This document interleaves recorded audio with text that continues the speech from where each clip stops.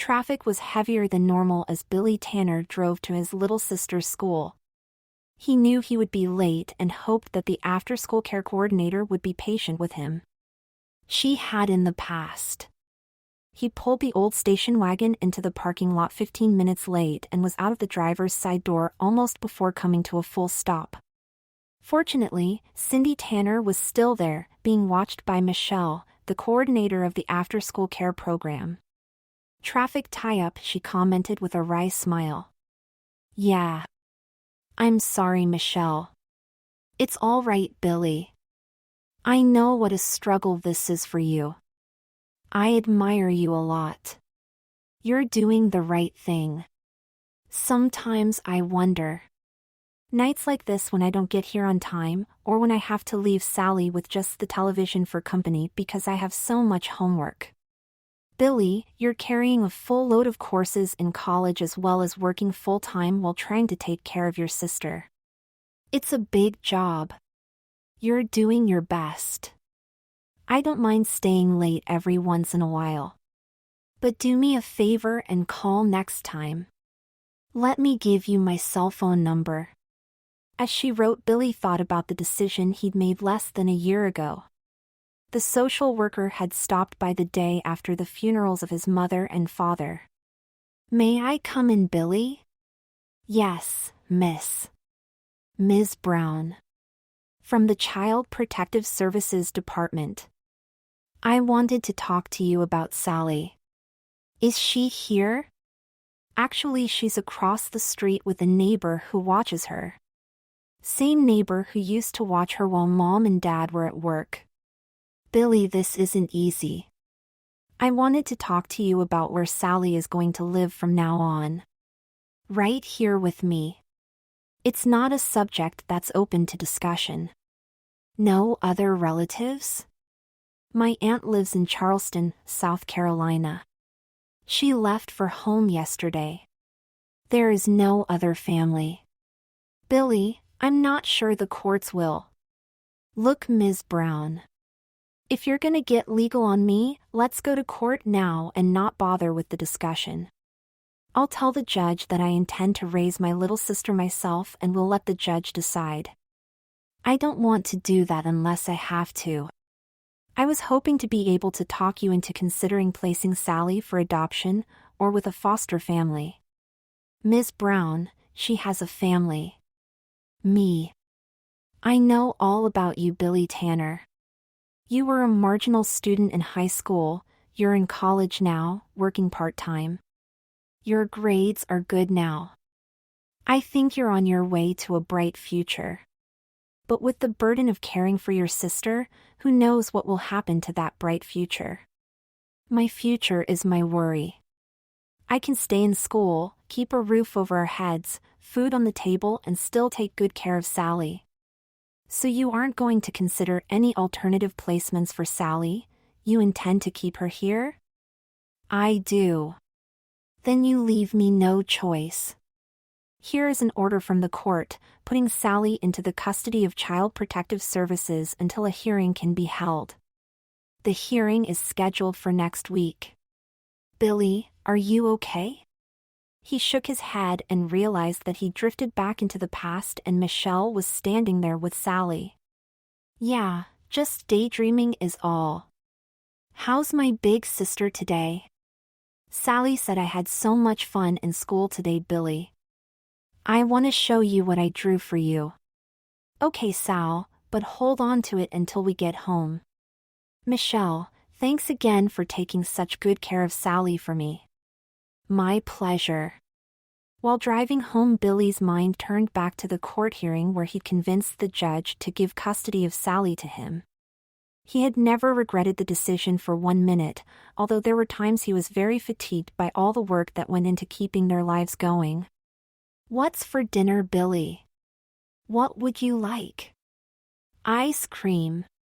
"You can have ice cream after dinner." "How about fish sticks?" "Yummy." "I'll help."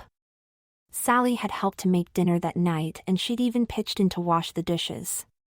Once everything was put away, she went off to watch television while Billy went to the den to study. "Billy, are we gonna dress up for Halloween?" He looked up from his homework to see Sally standing in the doorway of the den.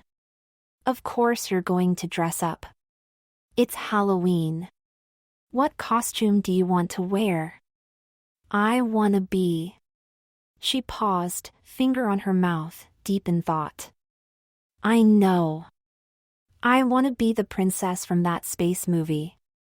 Princess from that space movie. "Okay, Sally, I'll get a costume together for you tomorrow. I think I saw one of those at the store." "Okay, that's for me. What about you? What costume will you wear?" "I hadn't thought about it, Sally. I don't usually wear costumes at Halloween anymore. But Mommy always wore a costume when she took me trick-or-treating." Billy was always amazed at how good his sister's memories were of their mother. "If it means that much to you, I'll wear a costume." "Deal?" "Okay. Besides, I know you like to play dress-up. I saw you wearing Mommy's clothes lots of times. I'm gonna go take my bath now, it's almost bedtime." Billy was shocked. He'd been so careful, or thought he had. The last thing he wanted Sally to know was that he went into their parents' old bedroom and donned their mother's old clothes. Sometimes the compulsion to go in dressed disgusted him, but it was a part of him that he could not deny. Later that night, after Sally was fast asleep, Billy went to check and see just what Halloween costumes their mother might have kept in the big closet in the master bedroom. The slim, slender Billy had no trouble wearing his mother's size 10 clothes. She had been the only person in the world who had known of his love for feminine things and had indulged him on the rare occasions when they were alone and had sufficient time for him to get dolled up. Now all her old things were his to use whenever he wanted. That his work and school schedules conspired to limit his opportunities to enjoy this pleasure was a very small price to pay for keeping Sally with him, and he paid it no mind. There were several costumes in the back of the closet. One was of one of the characters from a famous children's television program, and Billy had no interest in that. Another was the classic witch ensemble, and Billy set that one aside as a possibility. There was also a Playboy bunny costume that he assumed had been kept for adult use between the parents, as well as a full-sized Alice in Wonderland dress and pinafore. In his mind, Billy decided he would wear the witch costume for Halloween, and put the rest of the costumes away. Then he went to search in the dresser drawers for some more usual attire to wear that night for his own pleasures. Later, after he'd rinsed out the lingerie he'd worn for about an hour, and the dress was rehung in the closet, Billy reflected on what he'd done that night. It hadn't hurt anyone. He hadn't gone out in public as a woman and led some guy on dishonestly. Why was it that society judged behavior that gave him so much pleasure as being so hopelessly wrong? It was a question that he pondered as he fell asleep. On Halloween morning, Billy had to work. He took Sally to the sitter who watched her when he worked on weekend. "Sally, I will be back here by 3 to get you. I'm taking off from work early today. We will be home by 3:30 and out trick-or-treating with all the others." "Don't worry." "I'm not worried, Billy. I love my costume." "But what are you going to go as?" "I have a costume." "Don't worry. It will be fine. Now have a good day." He gave his sister a hug and kiss and headed off to work. Billy was ready for his own outing in his mother's old costume. He'd shaved his legs, chest and underarms that morning in the shower. He'd been tempted to wear the black tights that went with the costume beneath his trousers that day, but had decided that walking around with a big erection would get painful after a few hours. "Of course you can take off early, Billy," his boss had said when he'd explained the reason for the request was to take Sally out trick-or-treating. He felt fortunate. Everyone in his life except the woman from Child Protective Services was supportive of him. Now that he was raising a child in addition to carrying his own life baggage. Sally was all bubbly and more than ready to go when he picked her up that afternoon at 3. He let her put on her own costume after she insisted she could do it herself and went into his mother's room to get into his own costume. The costume was pretty simple. A long-sleeved, black dress, with an irregular hem that fell to around his knees. A pair of pumps and a tall, pointy hat along with an evil-looking wand. A pair of black patent pumps with 3-inch heels, and the black tights were the rest. Billy went and showered quickly before returning to his mother's room. Once there, he took off his robe and began to put on the clothes he'd laid out earlier. The panties were tight and Billy tucked his rapidly growing member back into the side and then added another pair of tight panties on top of the first, to hold his bulge as flat as possible. He slid his arms through the straps of the bra and then reached back and fastened it with a skill born of long practice. Once it was in place around his chest, he slid the pair of mastectomy forms that had cost him 2 days' pay into place. The illusion of cleavage was perfect. He scrunched up a leg of the shimmery black tights and slid it up his now smooth leg, luxuriating in the feel of the fabric against his skin. He pulled the tights into place, eliminating any wrinkles, and then stepped carefully into the patent pumps. He moved to the vanity and sat down to put on his makeup, the long auburn-haired wig waiting on the wig stand. He'd been fortunate that his mother loved wigs and had several. They were an expense that he might not have been able to swing on his own. The breast forms had meant a week of spaghetti dinners for he and Sally. Billy loved putting on makeup, something he almost never got to do. His adventures in his mother's wardrobe rarely lasted long enough beyond donning her clothes before he would achieve the desired orgasm. The guilt that he battled every time he visited this part of himself would wash over him and he would remove the female attire quickly. But he loved makeup. The taste of the lipstick on his lips as he applied it from a lip brush as he'd read about doing in magazine articles. The way his complexion would even out as he put on his base makeup. How his cheekbones would look after he would use blush to highlight them. The amazing length his lashes would achieve when he put on mascara. "Billy, you look just like Mom." He whirled around to see Sally standing, watching him. "I guess I kinda do. You will when you put that hair on. Are you almost ready?" "I will be ready when I add the hair." The effect when he added the hair was astonishing. Most children bear a passing resemblance to their parents, and Billy was no exception. With the wig on, he looked much like his mother had when she'd worn the same costume. "Billy, you look neat. Can we go?" "Yep. Let's go." Billy's feet were sore and tired when he and Sally reached the last house on the last block of their trick-or-treat route. It was the old Snyder house and had been vacant for some time. But about 2 months earlier, an elderly woman and her slightly younger sister had moved in.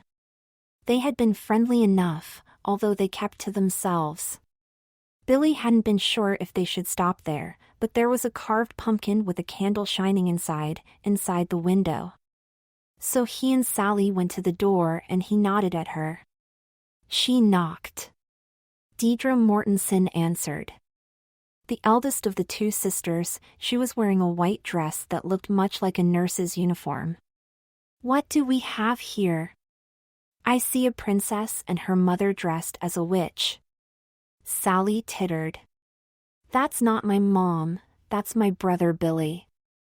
"Billy, you look just like a woman in that outfit." "What a terrific costume." "Thanks, Ms. Mortensen." "Are you dressed as a nurse?" "Why, yes." "Billy, I sense that your feet are tired. Do you 2 want to come inside for a moment?"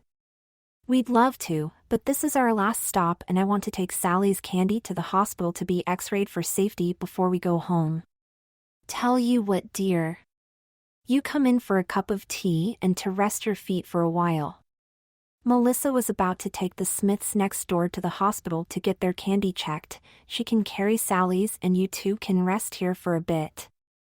"Sally, do you mind not going to the hospital? We get to stay here?" "Okay." Sally ran into the living room and turned on the television after looking over at Deirdre. "Thanks, Mrs. Mortensen." "Nonsense, dear. Call me Dee Dee. I've been wanting to talk to you anyway about you and your little sister. My sister and I are amazed at how you manage to care for her. It isn't a big deal. I just do what I have to do to keep what's left of my family together. I love Sally and will do anything I can to keep us together. I know, dear, and it's an admirable thing you do. So Melissa and I want to do what we can to help." "Thanks, but I have things under control." "Do you?"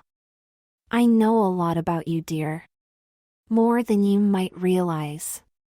We do want to help. What did you have in mind?" "To make your dreams come true. We can't bring your parents back, but we can do things that might make life easier for both you and your sister." "How?" "It's Halloween, my dear. I want to give you your treat now." She handed him a small bottle filled with a green liquid. "A magic potion is in the bottle, dear. If you drink it, your foremost dream will come true."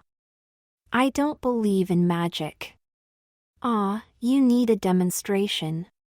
Let us go into the other room. Sally will be fine watching television." He followed her into the other room and they closed the door. "Now, my dear, I think the easiest way to show you the possibilities available to you tonight and only tonight is for you to take the falsies out of your bra." Billy wondered what the crazy woman was thinking, but he reached into his dress and pulled out the dress forms one by one. Then she took each of his hands in her own and began to chant in a language that Billy didn't recognize or understand. As she chanted, Billy felt a warmth building around his hands, and when he looked down he saw that Dee Dee's hands and his own were glowing brightly. "There, all done," she said, stopping the chant suddenly. "What's done?" "Nothing happened." "Oh, my dear, but something has. Look at your new cleavage." Billy was startled to see that the bust line that had disappeared when he's pulled out his breast forms was back. He reached to touch and felt the fingers weight upon his chest as he touched what could only be a breast, beneath his dress. "I have real breasts now?" "Yes, dear. They will only last for 2 hours though. That way you will be free of magic when you drink the elixir." "It will make all of my dreams come true?" "No. Only the foremost dream in your mind. But I have no control over what dream will be foremost in my mind tonight." "I know. That's a risk you'll have to take. But I don't see anything bad happening as a result. It is your choice, my dear. The potion's power disappears at midnight. When Halloween ends, so does any magic that we possess." "You mean you can't do this kind of thing any other day?" "Correct, my dear. Now take the bottle and go sit with your sister. You can decide whether or not to drink it when you are home. I hope you will trust in your dreams." It was nearly midnight and Billy sat silently in his mother's closet. The bottle that Dee Dee had given him sat in his hand. He had pondered whether or not to take a chance on drinking it. Finally, he decided. He uncorked it and drank down the contents. They were sweet and syrupy and not at all unpleasant to taste. As the liquid flowed down his throat, Billy expected something to happen. But nothing did. Disappointed, Billy took off his costume and went to grab a shower before going to bed. He didn't want remnants of his witch's costume on him when he got up the next morning. "Wake up, Terry, time to go to school." Billy didn't know where the voice was coming from, but as he opened his eyes, he realized that he must still be dreaming. A tall, blonde woman that he didn't recognize him was shaking him gently. "Come on, Terry, I still have to get your sister up and she takes more work. Help me out here, like you always do. I know you're tired, it was a big night last night." He sat up and it hit him like a ton of bricks. The potion had worked. He was female. But what kind of female, he wondered. No, she looked down. She was wearing the kind of nightgown a teen would wear, and judging from the small but pert bust line that jutted out from beneath the nightie, she was well into puberty. If you're a good girl, you can drive the car on the way to school. Now please get dressed, and then when you're ready go down and make us some breakfast. Yes, Auntie Alice, she said without thinking. It had just popped into her head. The woman was her Aunt Alice. The woman who had come to raise her two nieces after the death of their parents in a tragic accident. They lived in the same house. But at the same time he had all the same memories that he'd had as Billy. Only now he appeared to be the only one who knew that he'd once been a boy. Unless Sally knew. Sally didn't know a thing. It had taken Terry all day to figure out a clever way to raise the issue, and the result had been plain and simple. As far as Sally knew, she had always had an older sister named Teresa, whose name had been shortened to Terry by their father. It had been an interesting day for Terry. She'd worn a pair of tight LEI jeans along with some platform thong sandals and a baby doll t-shirt in pink that showed off her very flat tummy and cleavage as best possible. She discovered she was popular, ran with a fast crowd, and was a cinch to make the cheerleading squad next year when she would be a senior. She was a song girl, and that had required her to practice with the other girls at rehearsal after school.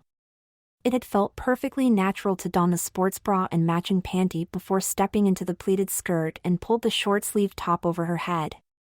She pulled her long hair back with practiced skill, fastening it with a scrunchie she'd been wearing over her wrist.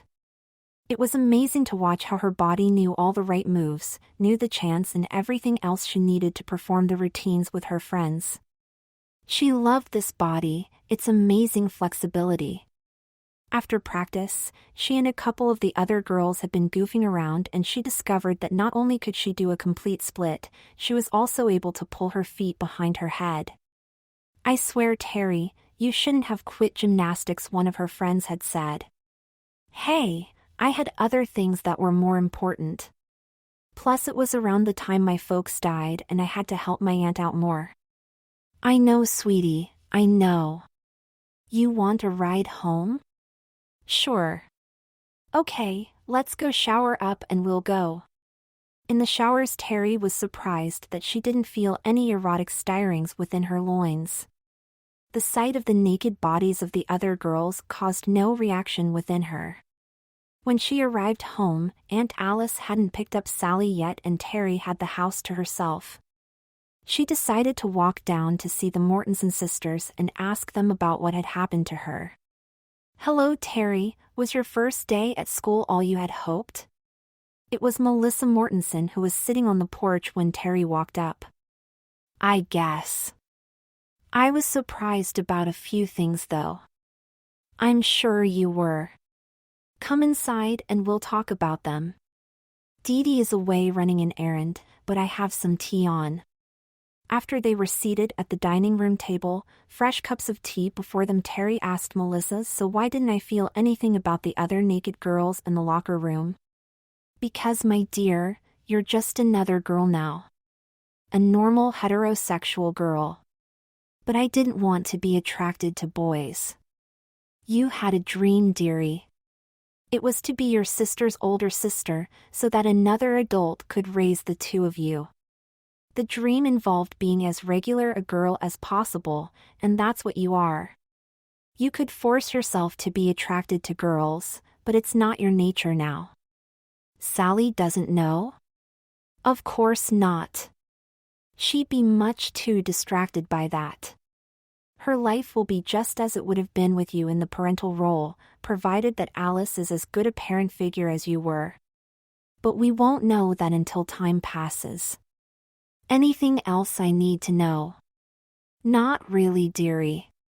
The whole world knows you as Teresa or Terry now. Only my sister and I know any different. But I will do this, in case we aren't around here next Halloween." She disappeared for a moment and then returned with another bottle of the elixir that Billy had consumed only one night earlier. Take this with you, dearie. If you aren't happy with this, you can try again next Halloween. It may reverse the effects or grant another dream of yours. Thanks, Melissa. You're welcome, dearie. You have so much love in your heart, let it guide you in your choices in life. Sally, you get upstairs and clean up that mess in your room right now. Yes, Auntie Alice. As Terry watched her sister run up the stairs, she wondered why their aunt was yelling. Aunt Alice, why are you yelling at Sally? Her toys are all over the floor. I want to keep this place neat and clean. But she's just a kid. Kids play with their toys. She can just pick them up when she's done. Now that's enough questioning of me for one day, young lady. Don't you have some homework to do? I did it all already. Not likely. Show it to me.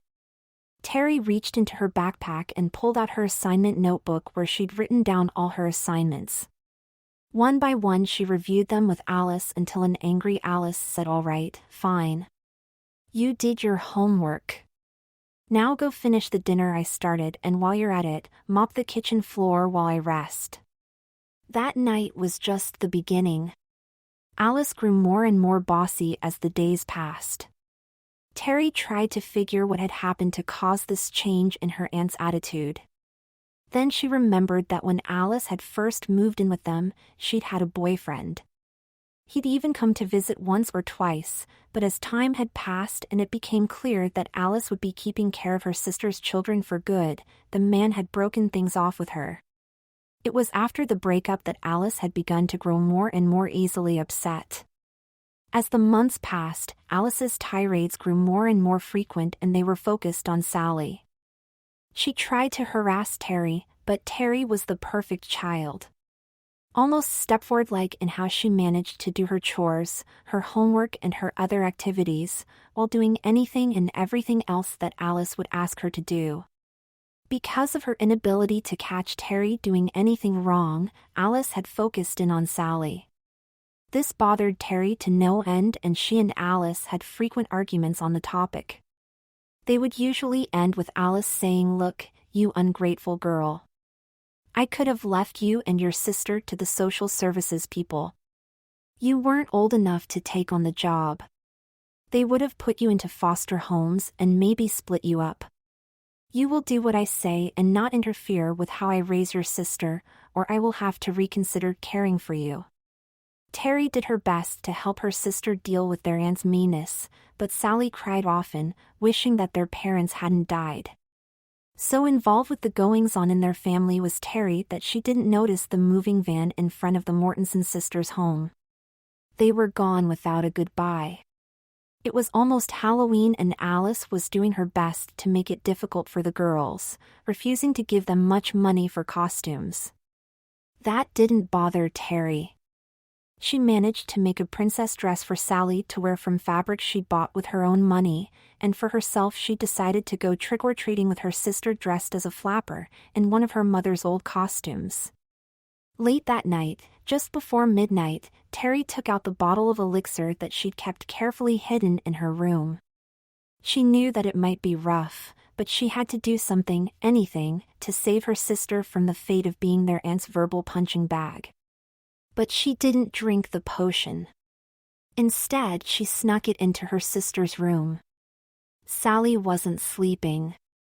She was awake, looking through the candy she'd received that night. She whispered, "Terry, what are you doing here? It's so late." "I know, Sally, but I have to do something." "Do you trust me?" "Yes, Terry. You're the only one who really loves me." "I do love you. I want you to trust me and drink this down and then go to sleep." "What is it?" "It will make your favorite dream come true." "Promise?" "I promise. The only thing it won't do is bring Mommy and Daddy back." "Oh." Her sister's face fell. "I'm sorry, sweetie. I wish that would happen. I'd give anything to have them back, and to have things the way they were before the accident. You've been taking care of me all this time, since they died. Alice didn't do anything except be mean to me. You must be tired of taking care of me. No way. I'll always take care of you. Not if my dream comes true. With that, Sally drank down the potion. She handed the empty bottle back to her older sister and said, "Okay, I'm going to sleep now." Terry went to her own room and got into bed. Wondering what the morning would bring, she fell asleep. "Wake up, Terry, time to get ready for school." The alarm must not have gone off, much like the previous November 1st. Terry sat up and suddenly the world spun before her eyes. Everything was so big now. "Well, little sister, I hope you like my dream come true." Terry looked up at her big sister Sally. She was gorgeous, in her mid-20s, dressed for her job as a manager for a local business. She looked lovely in the beige suit with matching pumps and sheer nylons. "But now you'll have to take care of me, Sally." "It isn't fair." "Sure it is, Terry. Besides, this is perfect. You're what you always wanted to be, and I get to repay you for caring for me. Now be a good little girl and get dressed." "Do you need any help?" "No, I'm a big girl now." They both laughed at the notion that the girl who'd been a high school senior yesterday and was now just a giggling third grader thought of herself as a big girl. "Can I have some candy for breakfast?" "Sure. Long as you eat your pancakes." "Now get moving, little lady."